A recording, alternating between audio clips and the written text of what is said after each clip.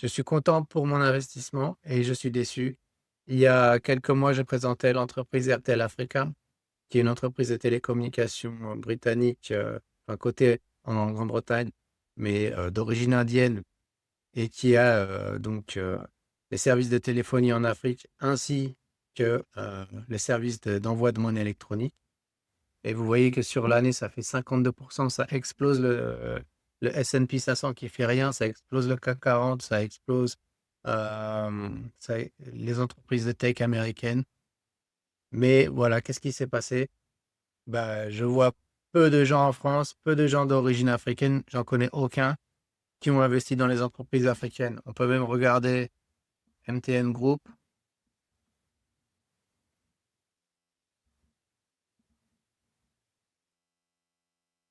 Regardez, bon, depuis le début de l'année, 40%. Depuis un an, 50%. Bien sûr, ça a eu des hauts et des bas parce que moi, j'en ai eu là, j'en ai eu là, j'en ai eu là, donc je suis en recouverte. Mais bon, moi, j'ai fait plus de 300% sur cette entreprise parce que j'ai rempli la barque dans le Covid. Et là encore, c'est une entreprise de télécommunications sud-africaine qui a la télécommunication, donc service de téléphonie mobile dans tout le continent, Côte d'Ivoire, Nigeria, Afrique du Sud et du service de l'envoi de monnaie.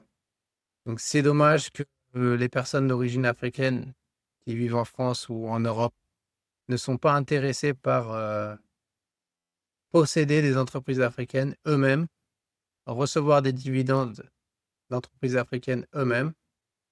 Et après, pour certains, dire que des gens exploitent l'Afrique, etc.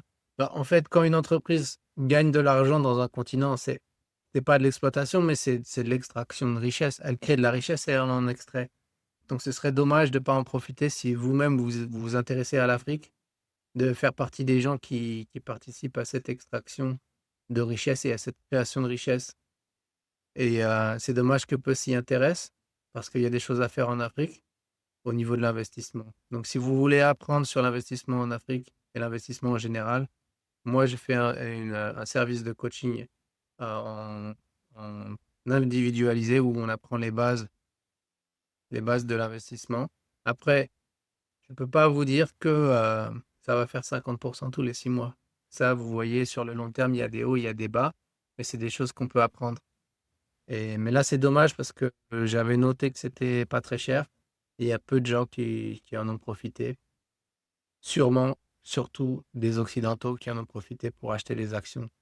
Donc moi, je vous dis à toutes les personnes qui sont d'origine africaine, prenez en charge aussi vos finances.